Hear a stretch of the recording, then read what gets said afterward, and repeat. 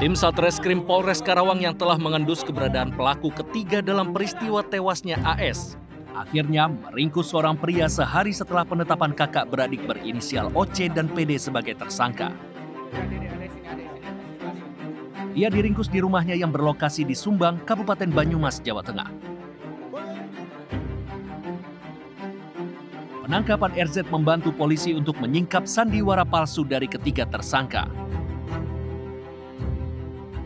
RZ diketahui menjadi pembunuh bayaran dengan menerima penawaran dari tersangka OC sebesar 1,5 juta rupiah untuk menghabisi nyawa pria yang telah menjadi suaminya selama 9 tahun.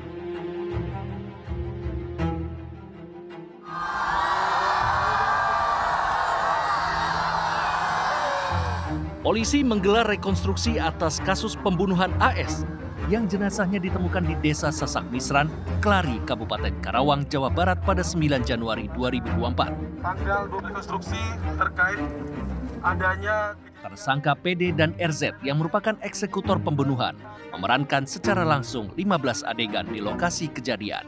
11.00 Awalnya, tersangka PD yang merupakan adik ipar korban memancing korban untuk datang ke lokasi dengan alasan motor yang ia pakai mogok. Kemudian saat korban tiba di lokasi dan membantu adik iparnya, kejadian naas itu pun terjadi. Pisau dari sebelah kanan, pelaku R kemudian korban datang di lokasi, kemudian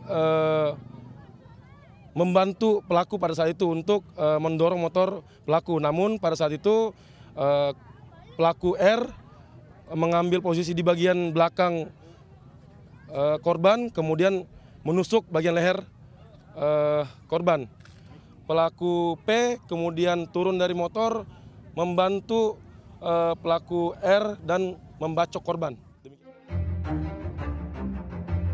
Setelah menghabisi nyawa korban, pelaku kabur dan sempat singgah di salah satu minimarket untuk meminta kekurangan pembayaran sejumlah Rp500.000 atas aksinya menghabisi nyawa korban. Sebenarnya nggak dijanjiin sih, cuman mau dikasih uang buat ongkos pulang gitu. Itu berapa mas besarannya? Yang buat pulang itu 500.000.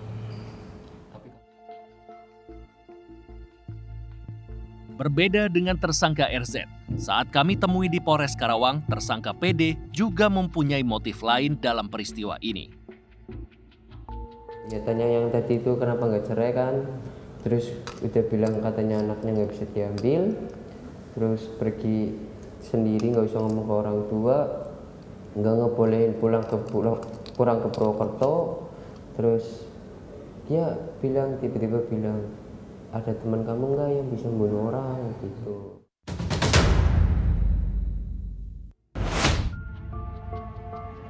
Selain pernah sama-sama mendua, kehidupan pernikahan OC sering diwarnai dengan aksi balas dendam atas kesalahan masing-masing. Padahal, keduanya telah dikaruniai seorang anak lelaki.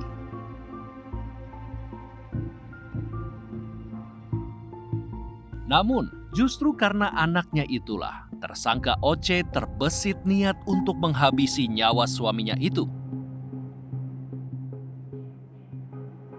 Iya, korban pernah berujar kalau OC takkan mendapatkan harta maupun hak asuh anaknya jikalau mereka sepakat untuk bercerai.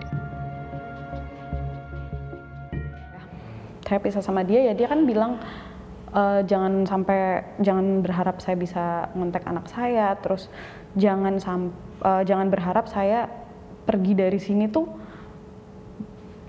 ada harta gono gini atau segala rupa. Masalah yang terus menumpuk dan tak kunjung menemui kata sepakat akhirnya membuat OC nekat. Meski begitu, kini hanya tersisa penyesalan dari lubuk hatinya yang terdalam. Ya biar gimana pun saya tetap nggak tega mas, saya tetap nyesal. Aduh mas, enggak lah, ya saya minta maaf udah gitu aja, udah bikin kekacauan ini. Kasus pembunuhan yang dimotori oleh seorang pembunuh bayaran bukan kali ini saja terjadi.